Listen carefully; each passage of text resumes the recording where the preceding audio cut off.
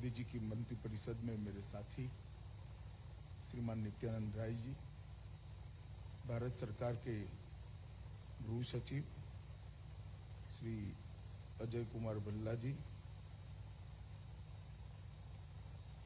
Shri Arvind Kumar ji, NDRF के महानिदेशक श्रीमान अतुल करवाल जी, सदस्य सचिव एनडीएमए कमल किशोर जी, श्रीमती उमा देवी जी और आज के कार्यक्रम में उपस्थित सभी अधिकारीगण और कैपेसिटी के वार्षिक सम्मेलन में उपस्थित सभी सहभागी। सबसे पहले तो मैं एनडीआरएफ के महानिदेशक और उनकी टीम को साधुवाद देना चाहता हूं कि उन्होंने एक कैपेसिटी बिल्डिंग के वार्षिक सम्मेलन को फिर से गति देने का आज प्रयास किया है। 19 के बाद कोरोना के कारण क्षमता निर्माण पर यह सम्मेलन पहली बार आयोजित किया जा रहा है और मैं मानता हूं कि सिर्फ साधनों से या रिसर्च पेपर से आपदा मोचन का काम हो जाएगा, ऐसी किसी की अगर मान्यता है तो वो ठीक नहीं है।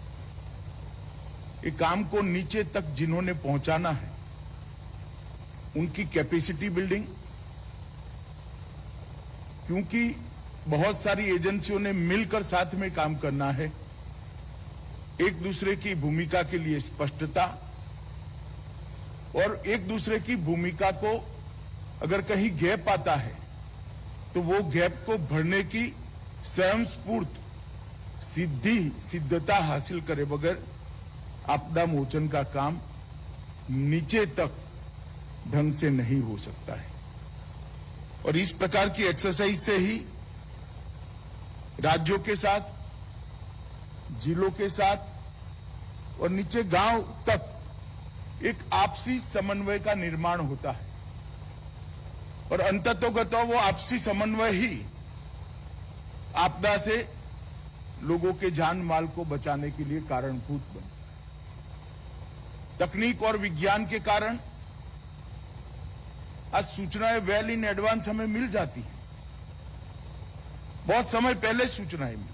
अब ऐसी स्थिति नहीं है कि अचानक आकर इवन बिजली भी गांव पर गिर सकती है। हमें बहुत समय के पहले सूचनाएं मिलती, मगर सूचनाओं का सटीक परकोलेशन और जिस प्रकार की आपदा आने वाली है वो आपदा की दृष्टि से जहां आपदा आने वाली है वो क्षेत्र को सजग करना, उनको बचाने की कार्यवाही करना, सबसे पहले जान बचाना, उसके बाद में संपत्ति का भी नुकसान कम करना, ये सारी चीजों में प्रोफेशनल महारत जब तक हासिल नहीं होती, इसके बीच में आने वाली 5-6 से ज्यादा एजेंसियों के बीच में समन्वय का प्रोटोकॉल और इसका प्रैक्टिकल अनुभव दोनों प्राप्त नहीं होता, मैं नहीं मानता कि आपदा मोचन का काम सफल हो सकता है। मित्रों, सबसे पहले मैं आज इस मंच से गृह विभाग के मंत्री के नाते एनडीआरएफ को बहुत बहुत बधाई देना चाहता हूं। शायद ही किसी संस्था ने, किसी इंस्टीट्यूशन ने अपने जन्म से इतने कम कालखंड के अंदर देश, इतने विशाल देश और 130 करोड़ की जनसंख्या के अंदर अपने काम के प्रति श्रद्धा की निर्मित की। मैं आज बड़े विश्वास के साथ कह सकता हूं कि देश में कहीं पर भी, किसी भी क्षेत्र में, कहीं किसी भी राज्य में, किसी भी जिले में, किसी भी गांव में किसी भी प्रकार की आपदा आती है, जब उनको मालूम पड़ता है एनडीआरएफ एसडीआरएफ के साथ आ गया है, इनकी आधी चिंता और टेंशन समाप्त हो जाता है। इस श्रद्धा की निर्मिति सरकारी परिपत्रों से नहीं हो सकती, कर्तृत्व से हो सकती है। और अनेक घटनाओं के अंदर एनडीआरएफ ने मौके पर इसको जिस प्रकार से रिस्पॉन्ड किया है और लोगों की जान माल की रक्षा की है, इसी के कारण इस श्रद्धा की निर्मित हुई है। और दुनिया भर के आपदा मोचन के क्षेत्र के अंदर, आपदा प्रतिक्रिया के क्षेत्र के अंदर काम करने वाली संस्थाओं में भी एनडीआरएफ ने अपना एक सिक्का जमाया है, अपनी एक स्थान को निश्चित किया है। ये देश के लिए भी गौरव की बात है। कई बार पड़ोस के देशों में जाकर भी, दुनिया के दूर दराज के देशों में जाकर भी एनडीआरएफ ने मानवता की दृष्टि से उनका मदद का काम किया है और भारत का संदेश विश्व के अंदर पहुंचाने के लिए बहुत अच्छा काम किया है। आपदा के साथ जूझ रहे एनडीआरएफ का इस काम का महत्व इसलिए है कि उनके पास कोई स्थायी ह्यूमन रिसोर्स नहीं है, चर्निंग टाइप का ह्यूमन रिसोर्स है और इसके पास से काम लेना ये बहुत बड़ी बात है। वैसे भारत में विगत 2000 से लेकर 2022 तक का समय आपदा प्रबंधन के क्षेत्र के लिए स्वर्णिम काल माना जाएगा। एक कम अंतराल, 20 साल के कम अंतराल के अंदर भारत ने ढेर सारी यात्रा, बहुत लंबी यात्रा समाप्त कर एक यशस्वी मकाम पर हम पहुंचे। हम आपदा प्रबंधन की बात करते हैं तब मैं ये कहना चाहता हूं कि आपदा प्रबंधन हमारे देश में कोई नई बात नहीं। हम सब ने भगीरथ का नाम सुना है। भगीरथ ने गंगा को जमीन पर उतारा, ऐसा कहते हैं। पुराणों में इसके जो उल्लेख होंगे, मगर आज उत्तराखंड की पहाड़ियों से गंगा को बंगाल के सागर तक जाते हुए देखते हैं, तब मालूम होता है किसी ने साइंटिफिक तरीके से सोचकर ये रास्ता बनाया है और बाढ़ प्रबंधन का बहुत बढ़िया काम कर जल प्रबंधन को भी मजबूती से करा है। और इसीलिए इतने हजारों साल के बाद कोई व्यक्ति बहुत अच्छा प्रयास करता है, साइंटिफिक तरीके से प्रयास करता है, मेहनत से प्रयास करता है और पूर्ण परिश्रम की पराकाष्ठा करता है, तो वो प्रयास को भगीरथ प्रयास कहने का हमारे यहाँ आज भी परंपरा है। 90 के दशक के पहले हमारे यहाँ ऐसी कोई साइंटिफिक व्यवस्था नहीं। आपदा के समय सबसे पहले उसके रखरखाव का और कैश डोल बांटने का ही विचार आता था। आपदा से जानमाल की सुरक्षा का कंसेप्ट ही नहीं था। और मैं फिर से एक बार कहता हूं, एनडीआरएफ के भगीरथ प्रयासों के कारण आज हम 20 साल के कम अंतराल के अंदर एक बहुत बड़ा यात्रा पार कर सके। 2001 का गुजरात का भूकंप मैंने देखा है, हजारों लोग अपनी जान गंवा बैठे थे। 1999 के उड़ीसा के सुपर साइक्लोन को हम सब ने देखा है, 10,000 से ज्यादा लोगों की मौत हुई थी। और आज हम उस मकाम के ऊपर खड़े हैं कि कितने भी साइक्लोन आ जाए, मौत को हमने 1% से भी कम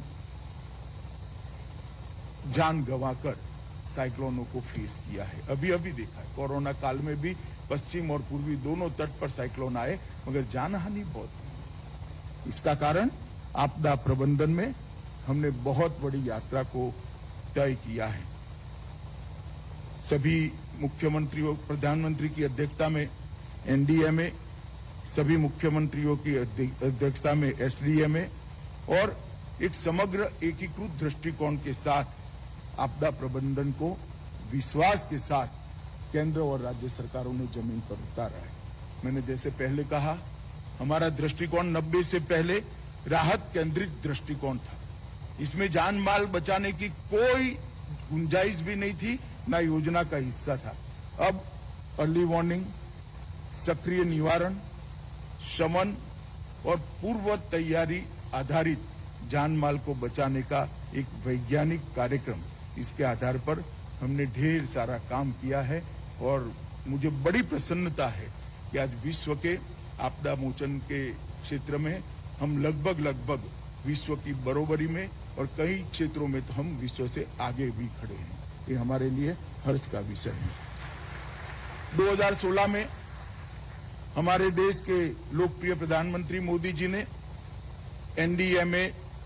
एनडीएमपी शुरू किया और ये देश में तैयार की गई पहली राष्ट्रीय योजना है और सेंडाई आपदा जोखिम न्यूनीकरण फ्रेमवर्क 2015 से 30 के सभी मानकों को वो मैच कर चलती है। पहली बार सरकार की सभी एजेंसियां, विभाग हॉरिजॉन्टल और वर्टिकल एकीकरण के लिए एक योजना बनाई गई और इसका परिणाम अब हमारे सामने है। योजना में पंचायत, शहरी, स्थानीय निकाय के स्तर तक सरकार के अलग अलग विभागों को कलेक्टर को नोडल एजेंसी बनाकर जोड़ा गया है।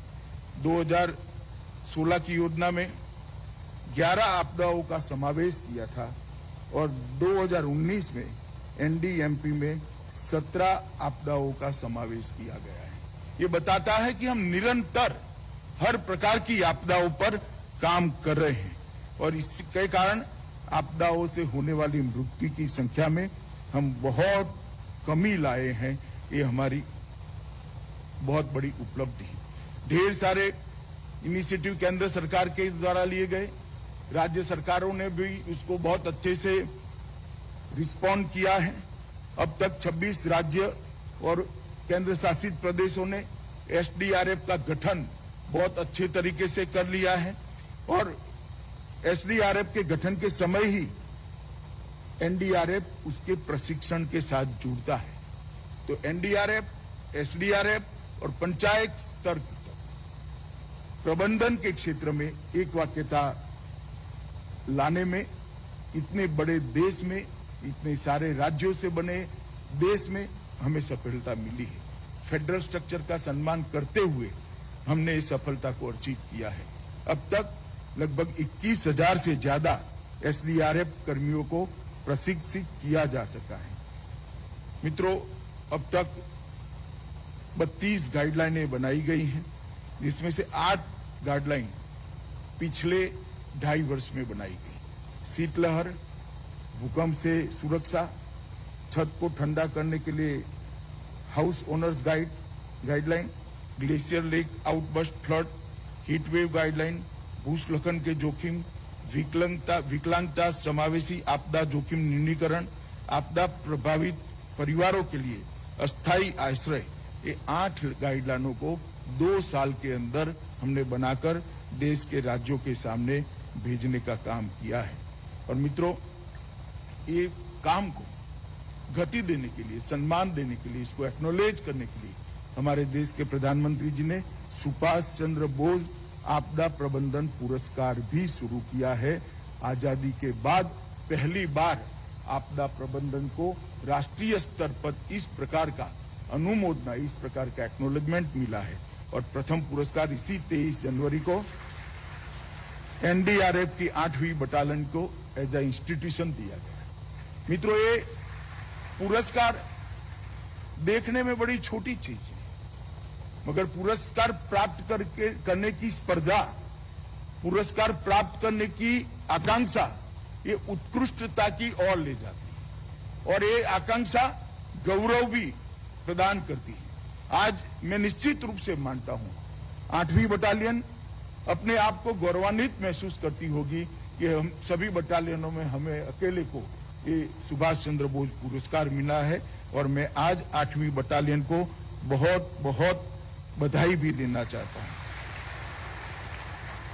पहले से तैनाती की नीति के तहत जो एडवांस में सूचनाएं मिलती है, इसमें बल की सक्रिय उपलब्धता को राज्यों ने भी सुनिश्चित करने के लिए बहुत अच्छा परफॉर्म किया है। कोई भी राज्य हो, जहां भी सूचना गई, जहां भी अलर्ट गया, पहले से तैनाती का जो सिद्धांत है उसको राज्यों ने जमीन पर उतारने के लिए काम किया है और एनडीआरएफ की 12 बटालियन हमेशा इनके साथ कंधे से कंधा मिलाकर एसडीआरएफ के साथ खड़ी रहती है। इसको और नीचे ले जाने के लिए आपदा मित्र स्कीम को 350 जिलों में हमने लागू करने का काम किया है, जिसका लक्ष्य 1 लाख से ज्यादा युवा वॉलंटियर्स तैयार करना है।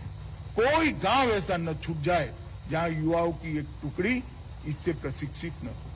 कोई शहर का वार्ड ऐसा न छूट जाए जहां पर युवाओं की एक टुकड़ी आपदा निवारण की सभी विधाओं से प्रशिक्षित न हो। उनको जो काम करना है वो सीमित करना है, मगर अफवाह न फैले, समय पर लोगों को जोखिम वाले क्षेत्र से बाहर निकालना, कुछ इसी प्राथमिक तरह की सूचनाएं देना और वैक्यूम खड़ा होता है तो एसडीआरएफ की जगह काम भी करना, ये सारी चीजों को उनके ट्रेनिंग का हिस्सा बनाया गया है।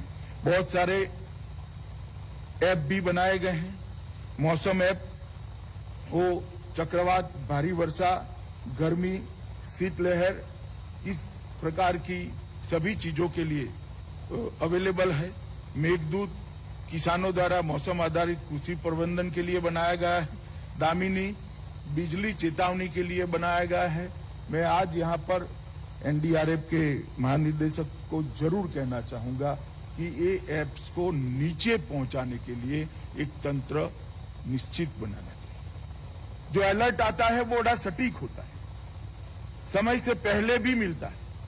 अगर उसको कलेक्टर तक पहुंचे और कलेक्टर से गांव तक नहीं पहुंचता है तो अलर्ट का बहुत कम उपयोग हो सकता है। बड़ी बड़ी आपदाओं में तो बहुत अच्छे से हम काम कर रहे हैं, मगर बिजली गिरने जैसी आपदाएं हैं, उसमें समय थोड़ा कम रहता है। तो हमारे तंत्र को चुस्त दुरुस्त करना पड़ेगा और कम समय में जहां पर बिजली गिरने वाली है वो गांव तक, वो क्षेत्र तक हमारा अलर्ट पहुंचे, इसका एक तंत्र खड़े करने के लिए भी एनडीआरएफ ने काम करना चाहिए। क्राउड सोर्सिंग मौसम की जानकारी के लिए भी एक ऐप बनाया गया है। इस सारे ऐप को नीचे तक पहुंचाने के लिए बहुत सारा काम करने की अभी जरूरत है। मित्रों, कॉमन अलर्ट प्रोटोकॉल हमने जो लागू किया है इसका भी बहुत बड़ा फायदा हुआ है और नॉर्थ ईस्ट के क्षेत्र में नेसेक द्वारा फ्लड मैनेजमेंट, सड़क अलाइनमेंट और इंफ्रास्ट्रक्चर निर्माण में पानी के प्रवाह को देखकर इंफ्रास्ट्रक्चर का निर्माण किया जाए और पानी के प्रवाह को इंफ्रास्ट्रक्चर निर्माण से रोका न जाए, ये कर भी बाढ़ का बहुत अच्छा मैपिंग किया गया है। सड़क निर्माण के सभी कार्यक्रमों में फ्लड मैपिंग को अब हिस्सा बनाया जाता है, इसका मुझे बहुत आनंद है। आज मैं ये 2 दिन तक जो यहाँ पर कैपेसिटी बिल्डिंग का कार्यक्रम चलने वाला है, ये कार्यक्रम को बहुत बहुत शुभकामनाएं देता हूँ। मैं श्री अतुल करवाल जी को इतना जरूर कहूँगा कि कंसेप्ट को, ये विधा को और ये सभी अलर्ट जो मिल रहे हैं इसे नीचे तक पहुँचाने के लिए एनसीसी, एनएसएस, होमगार्ड, ये सभी संगठनों को इसके साथ जोड़ना पड़ेगा। कुछ महिला स्वसहाय जुट जो जागरूक है उसको भी इसके साथ जोड़ना पड़ेगा और विशेषकर गांव की पंचायत को जोड़ना पड़ेगा। इसके लिए सारा साहित्य स्थानीय भाषाओं में भी बनाना पड़ेगा, ट्रेनिंग मॉड्यूल्स भी स्थानीय भाषाओं में बनाने पड़ेंगे और स्थानीय भाषाओं से तैयार किए हुए ट्रेनर इनकी ट्रेनिंग कर उनको तैयार कर वो ही अपने राज्य में ट्रेनिंग करे, इसका भी एक तंत्र हमें बनाना पड़ेगा। एनसीसी, एनएसएस, होमगार्ड, ये सबको जब तक नहीं जोड़ते हैं हमें स्वयंसेवकों की उपलब्धता नहीं होगी। और ये सारी योजना की सफलता इसी में है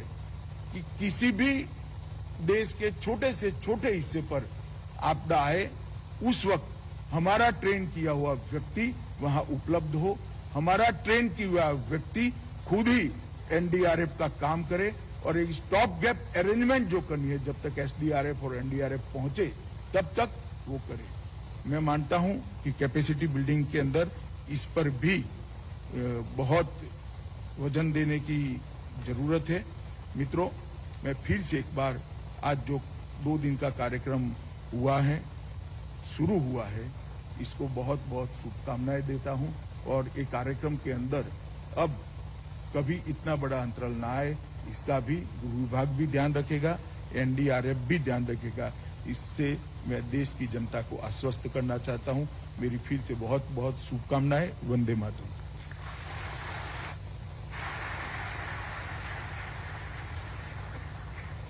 धन्यवाद माननीय, कोटि कोटि आभार आपकी प्रेरणा के लिए, उत्साहवर्धन के लिए।